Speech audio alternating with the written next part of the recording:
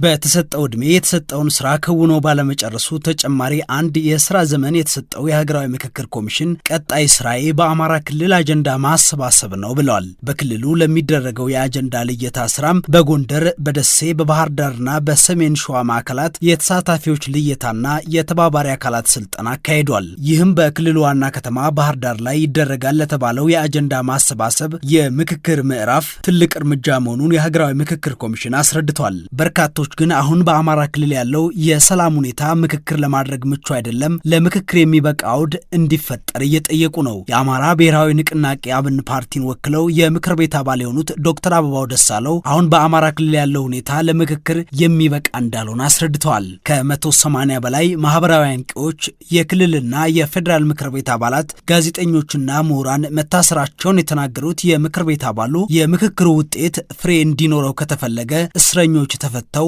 አካታች የሆነ ምክክር መደረግ አለበት ብለዋል። ምቹ ሁኔታ የለም። ትራውማ ውስጥ ነው ህዝባችን ነው እኛ ስንል የነበረው። ምክንያቱም ከዚህ በፊት በሰሜኑ ጦርነት ለከፍተኛ የሆነ የስነ ልቦና ጉዳት ደርሶበታል። ያንን ሳያገግም ደግሞ አሁን መንግስትና በፋኖ ታጣቂዎች መካከል ያለው ጦርነት ይታያል። ስለዚህ በጣም አስቸጋሪ ሁኔታ ውስጥ ስላለ በእንደዚህ አይነት ሁኔታ የሚደረግ ምክክር ኢፌክቲቭ አይሆንም ነው የምንለው። አስቻይ ሁኔታ አይደለም። እንደገና ደግሞ አካታች መሆን አለበት። ሁሉም የታጠቁ ኃይሎችም ሳይቀሩ ናቸው በምክክር መሳተፍ ያለባቸው። በህዝብ ተወካዮች ምክር ቤት የአብን ፓርቲ ተወካዮች የፖለቲካ እስረኞች ካልተፈቱ ምክክሩ ውጤት እንደማይኖረውና በምክክሩም እንደማይሳተፉ ለሀገራዊ ምክክር ኮሚሽን በደብዳቤ ማሳወቃቸውን ተናግረዋል። የኢትዮጵያ ዜጎች ለማህበራዊ ፍትህ ፓርቲ ዜማ በኩሉ አሁን ኮሚሽኑ በክልሉ እያደረገ ያለውን እንቅስቃሴ እንደሚደግፍ ተናግሯል። እስረኞች እንዲፈቱ ጨምሮ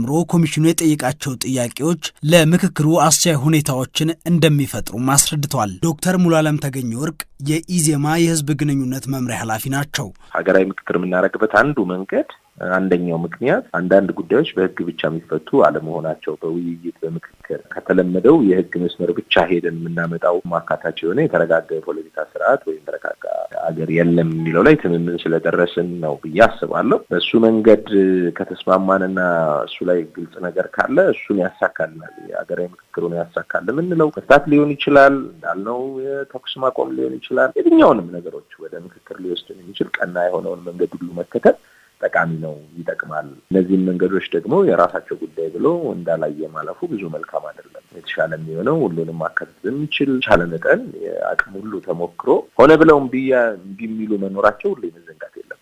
በዚህ ሂደት ውስጥ ያለኝ ሀሳብ አሸናፊ ላይሆን ይችላል። ይህ ነገር ባይሆን ይሻላል ብለው ወይም ተገኝተው ይሄ ነው የሚባል የረባ ሀሳብ ማቅረብ አንችልም ብለው የሚሰጉ ስብስቦች፣ ቡድኖች ይህን ጉዳይ ላይ ደግፉ ይችላሉ። ሁሉም 100% ይደግፋል ማለት ላይሆን ይችላል። ነገር ግን መሳተፍ ኖሮባቸው በሂደት ውስጥ መካተት ኖሮባቸው እንዳይረሱ፣ ወደኋላ እንዳይቀሩ፣ የትኛውም አስተሳሰብ የትኛውም ጥያቄ ወደኋላ እንዳይቀር አካታች እንዲሆን የታሰሩም ካሉ መፈታት፣ ጦርነትም መቆም፣ የጥይት ተኩስም ይገታ የሚለው ሀሳብ የምንደግፈው ሀሳብ። የእናት ፓርቲም የሀገራዊ ምክክር ኮሚሽን በአማራ ክልል የሚያካሄደው ምክክር ውጤት እንዲያመጣ ለምክክር የሚያበቃ ሰላም እንዲፈጠር፣ ያ ካልሆነ ግን በምክክሩ ላይ እንደማይሳተፍ መናገሩ ይታወሳል። ፓርቲው በክልሉ መንቀሳቀስ ሳይቻል ግጭት ሳይቆምና የፖለቲካ እስረኞች ሳይፈቱ ምክክር ማካሄድ ውጤት እንደማይኖረው አስረድቷል። የመኢአድ ፓርቲ በበኩሉ በሀገሪቱ ያለው ችግር በንግግር እንዲፈታ መታገል ከጀመረ 30 ዓመት እንዳስቆጠረ ተናግሮ አሁን ችግሮችን በንግግር ለመፍታት እየተካሄደበት ያለው መንገድ ግን በርካታ እንቅፋቶች ያሉበት መሆኑን ተናግሯል።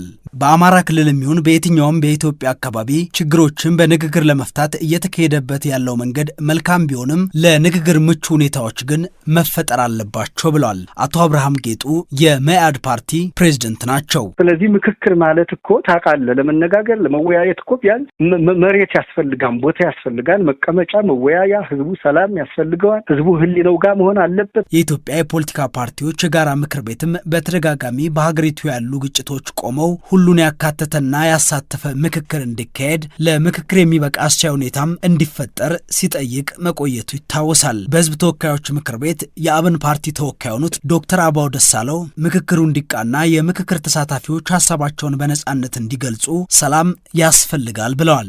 አሁን እየተሳተፉ ያሉትን አይተናል።